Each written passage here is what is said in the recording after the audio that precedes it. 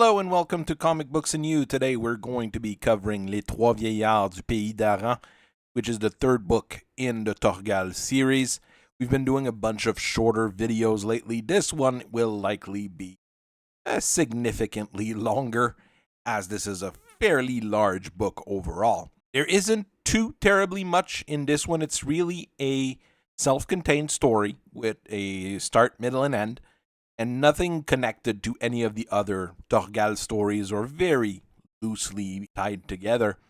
So it's a very nice entry point for anybody who wants to get into the series. Obviously, the main character in a Thorgal book will be Thorgal. So here, we don't need to know a whole lot about him. All we really need to know is that he is a married man, and he is very happy in that relationship. Throughout the story, he's going to be shown still as a very smart man with a desire for justice, because that's what basically drives him throughout almost all of the stories.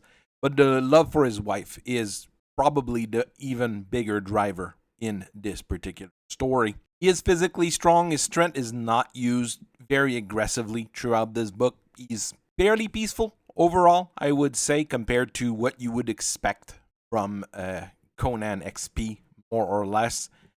And this is an entertaining kind of character to have in these situations. Our main antagonists are going to be the Benevolents, which is a trio of elderly men who live in a castle in the middle of what is said to be a bottomless lake. They've amassed a massive wealth in their castle over the year, and they want a queen to rule their country for a very specific reason that we will learn of in the book itself. They do appear to have some form of magical ability, which include mind control, erasing memories, and mass control of the population of the village which they rule over. They have those weird green ogre-like characters helping them out most of the time.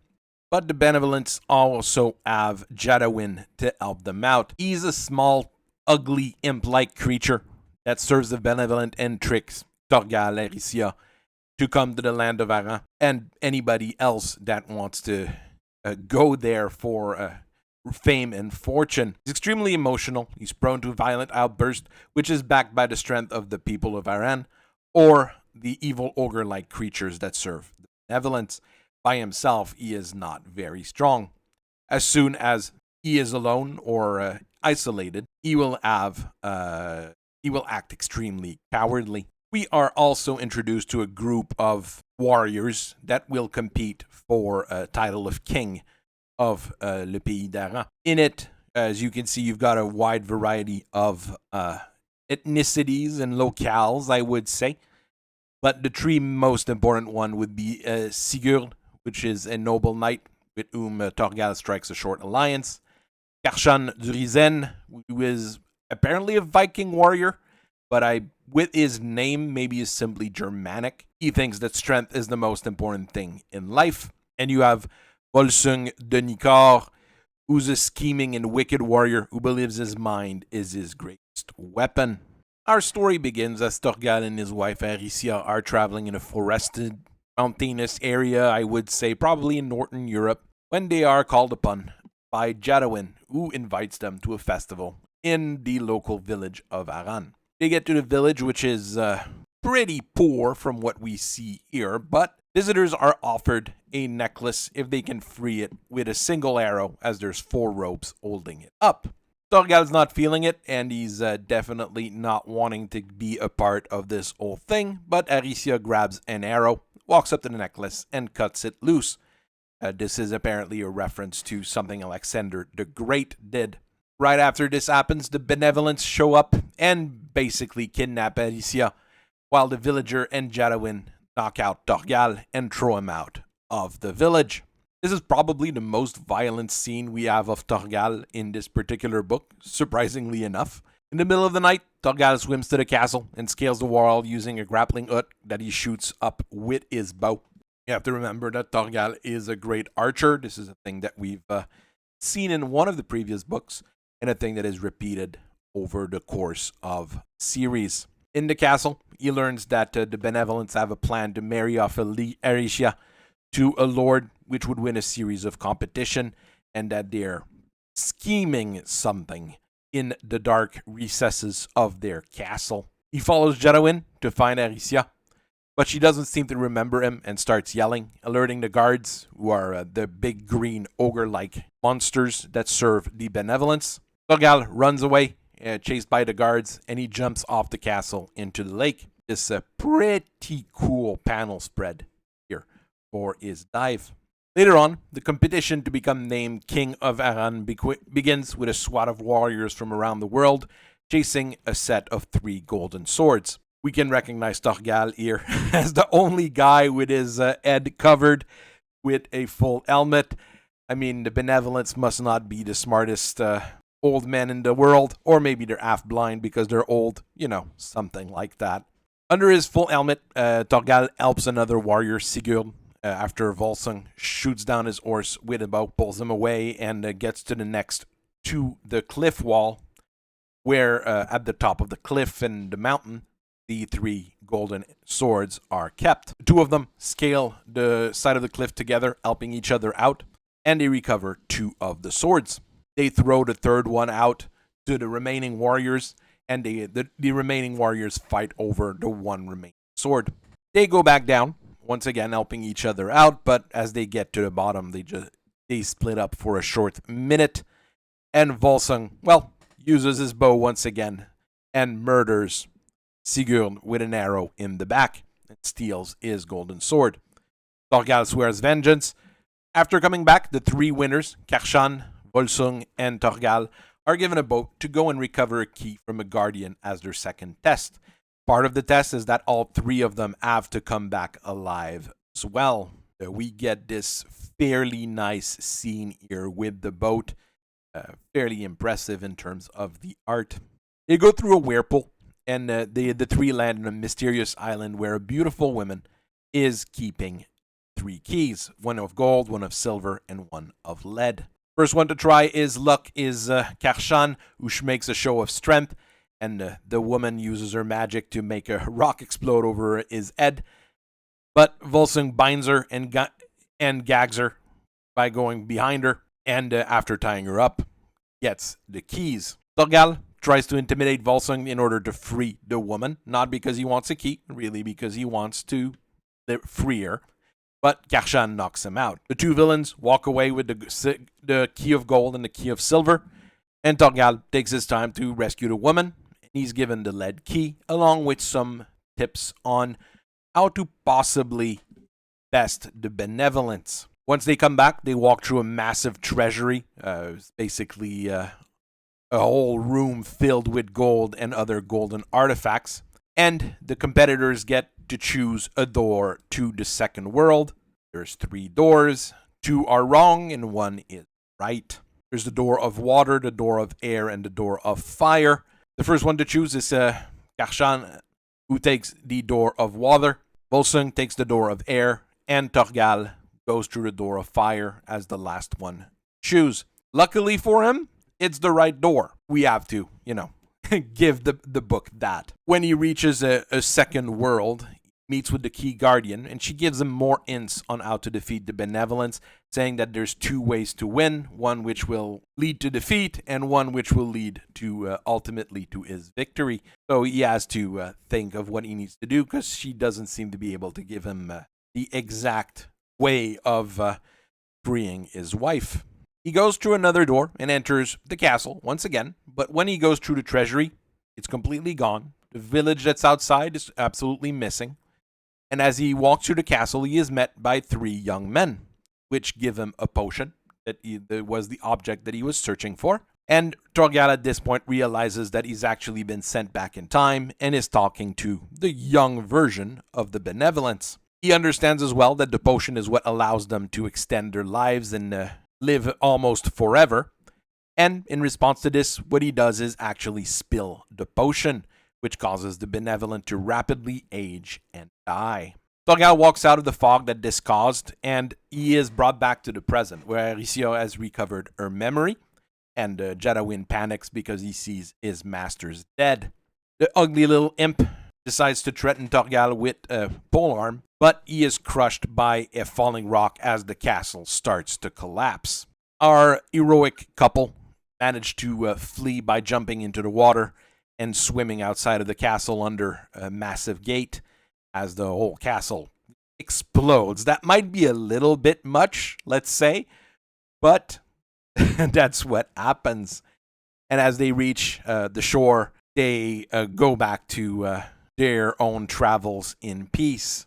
As I said, this is a fairly long story, and you can tell that there are very specific episodes in it, and we'll talk about that more later. But it works really well. It is, like I said, a self-contained story. You don't need to have read the previous books, and it won't affect the further books outside of, like I said, a few very minor things. Overall, it gives you an adventure story, very pulpy, in the same style as a Conan story, outside of the fact that Thorgal is probably a better role model than Conan will ever be due to how he acts towards his wife and his family.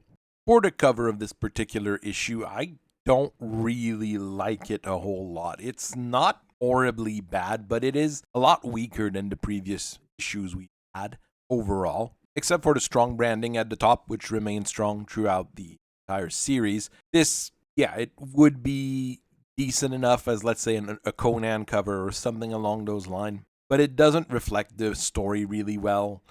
It is orange. That's basically it. We've got one tone color here. I'm not sure this is a really top of the line cover overall. If I didn't know what Thorgal is, I'm not sure I would have bought this issue based on this cover.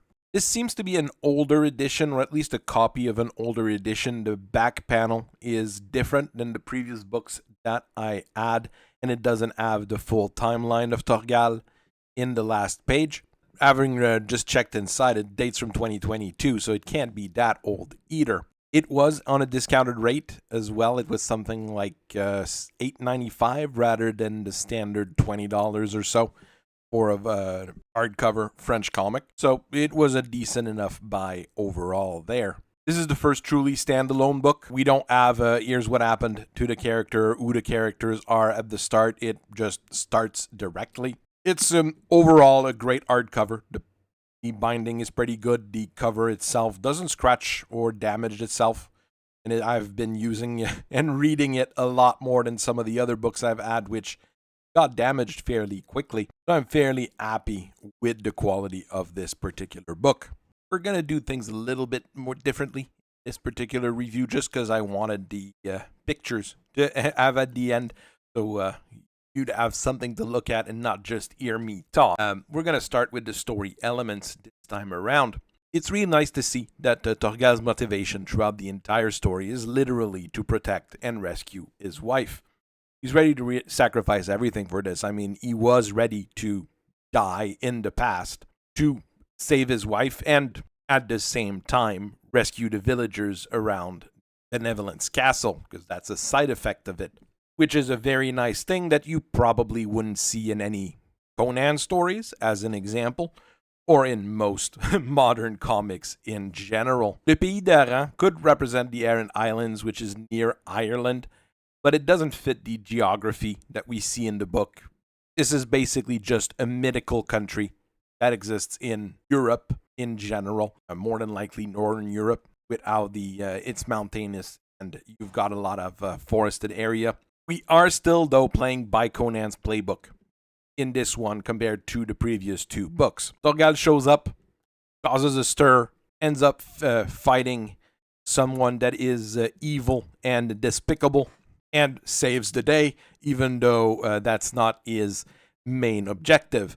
For Conan, the main objective would be to get riches and possibly rescue a beautiful woman. Well, in this case, he is rescuing a beautiful woman, in the case of Thorgal, but it is his wife, not just the catch of the day. Again, in this story, Thorgal's main weapon are still his mind and his emotional intelligence rather than his physical fitness and strength.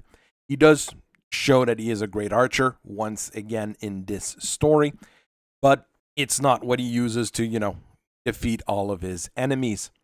He understands that cooperating with other people has an higher chance of success, and that even helping someone out, like the Guardian of the Keys, would be beneficial to them rather than just stealing or taking over the goods, basically. I was somewhat surprised by the death of the Knight Sigurd in this story.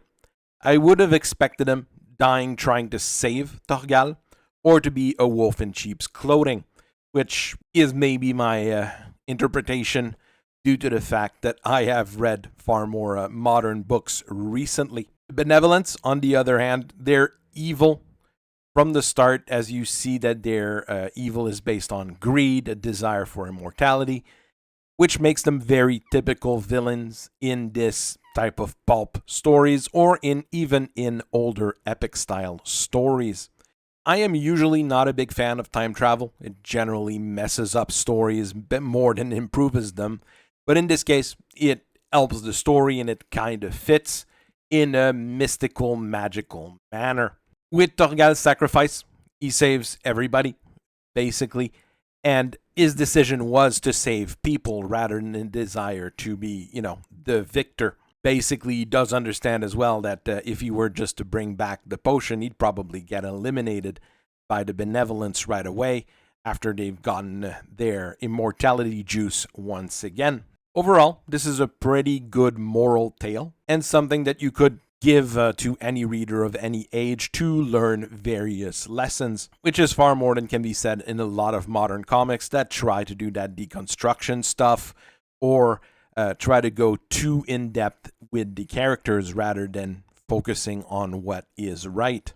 Honestly, the art throughout this book is top-notch through the entire thing. We've got great backgrounds, we've got wonderful characters, we've got strong just weapons, boats, horses, and everything just fits in that really realistic style. Throughout the story, one thing you will notice is that evil is represented physically through the story. You've got Jadawin, who's inviting the various visitors and stuff like that. It's pretty clear that there's something wrong with him. As an example, even when you look at the other competitors, Karshan does look like that strong, brute kind of character, while Volsung clearly looks like a Machiavellian kind of villain with the goatee and everything. Even the Benevolents, looking frail and decrepit, really works to represent the overall evil that lurks in their arts. Outside of that, though, the character art itself is really top tier and top notch and really representative of that realistic style used in Europe in the late 70s and in the 80s. You could even tell that it's close to, let's say, some Frazetta level work with the Guardian of the Keys. Those all really work well, and combined with the story really gives it a strong boost. All of the competitors in the challenge are great in their own way, and we do have a large swath of, personalities of different types of warriors. You've got the more basic Crusader-style warriors, the basic knights. In a few places, you seem to have a Turkish warrior here on the left, some African warrior here as well. The only one that's fairly anachronistic through this is the samurai here on the right, which would be a little bit weird, especially wielding a standard katana, which would be weird in that 900 AD period where Thorgal is set. And then again, it would be a little bit weird for, an African warrior and a Japanese warrior to be in a contest in Northern Europe. But, this is meant to be a fantasy story in the end. The horses that we have in this book are all really great. Honestly, this is a work of art when you're looking at the horses, something that some people could probably study if they wanted to study a little bit of comic book art, and it would likely help some people. You also have different types of barding as well on those horses, so it's an interesting play. The backgrounds are all top-notch here, and I really like the extras here in those panels where Thorgal is fighting in the village, and whenever you see the people of the village, they are far more cartoony than the realistic characters we have everywhere else, but it fits with their crazed eyes and their deluded attitude as they are worshipping the Benevolents.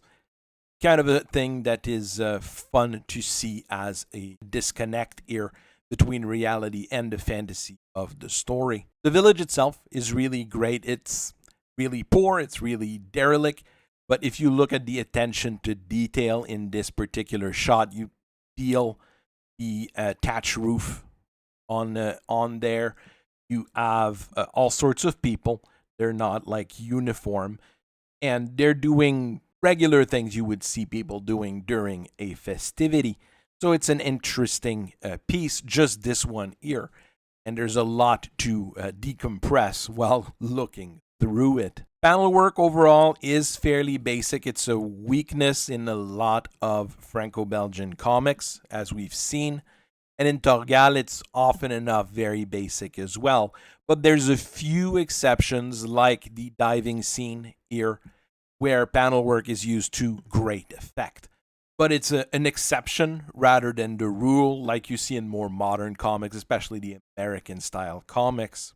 This is a Thorgal story, which is really, really in the high fantasy realm. Like I said in previous reviews, with Thorgal, you often go from fantasy to sci-fi and anywhere in between, but here it really falls into that category of high fantasy, comparable to the pulp fantasy of that you would normally see, like we keep saying, in Conan. Of course, there's quite a few differences on there, but it's the same form of pattern that you can recognize if you've read Conan stories in the past, or if you would have read Conan comics around the same time this book came out. Another thing you will notice if you look at how this story is set up is that it's really spaced, thinking about pre-publication in a magazine. Each episode of the story is self-contained and has a start and an end, and a new start and a new end. You have the Thorgal gets into the village portion.